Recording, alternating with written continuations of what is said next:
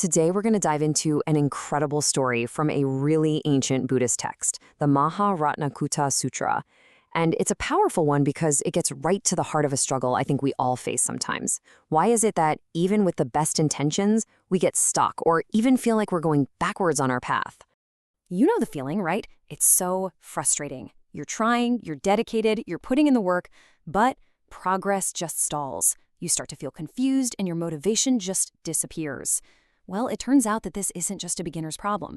Even highly advanced practitioners can hit this wall, and this ancient text offers a surprisingly direct and honestly profound explanation. So let's meet the main characters of our story. These are the words of a group of bodhisattvas.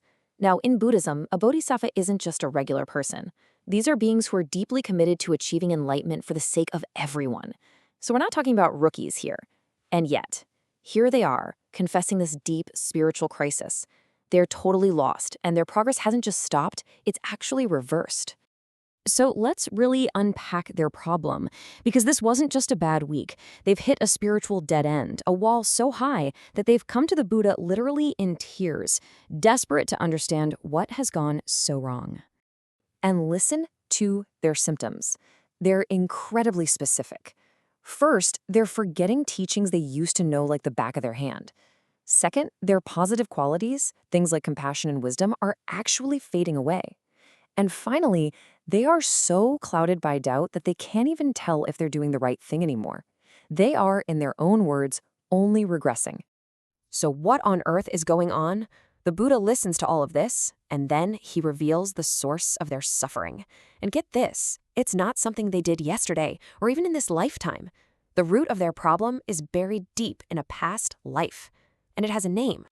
The Buddhist diagnosis is that they have a severe karmic obstacle, or yechang.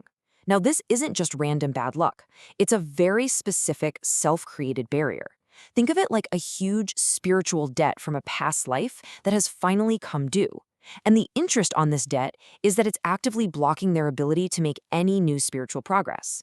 It literally obstructs the growth of good things in their life. So what did they do to rack up such a massive debt? The Buddha lays it all out. Ages ago, in a previous life, they were all very learned and disciplined monks who had become arrogant. And when two other teachers started to become famous and respected, they were just consumed by jealousy. And out of that envy, they started spreading lies and slandering them, turning countless people away from the teachings. The consequences of those words, well, they're just staggering. The ripple effect from that one act of slander is almost impossible to comprehend. We're talking about millions and millions of years across different hell realms, which are seen as states of immense suffering directly related to one's actions. And after all of that, they were reborn for 500 lifetimes in a row as blind people. And even after all of that suffering, there was still this karmic residue left over, which was the direct cause of the spiritual crisis they were in now. Hearing this, you can imagine the bodhisattvas are filled with just profound regret. But despair isn't the end of the story, because once you understand the cause of the problem, you have the first step toward the cure, and now they know exactly what they have to do. Take powerful, decisive action to purify this obstacle once and for all. Their repentance is so specific, it's a direct counterattack on their original mistake. They vow to completely transform how they use their words. No more pointing out faults, no more ridicule, no more harsh language. And look at that third point. That's a total radical shift in perspective. Instead of judgment, which came from their jealousy, they vow to see everyone with respect. It's the exact opposite of what they did before. But they don't stop with just their actions. They know they have to go deeper, because the real root of their slander was internal. It was pride and arrogance. So they make these incredibly powerful vows to transform their minds. They commit to cultivating radical humility, to stop comparing themselves to others, and to be honest about their own faults while never, ever boasting about their strengths. This is the deep, inner work of purification. And what's the result of this intense, heartfelt repentance?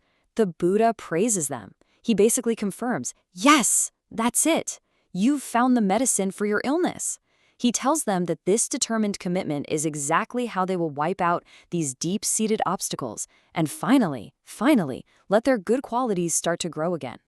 But the story doesn't just end there with their personal solution. The Buddha then gives a clear, practical guide for all future practitioners, for us, on how we can avoid making these same painful mistakes and make sure our own path stays clear. This first set of 4 principles is all about prevention. It's a roadmap for keeping a pure and untroubled mind.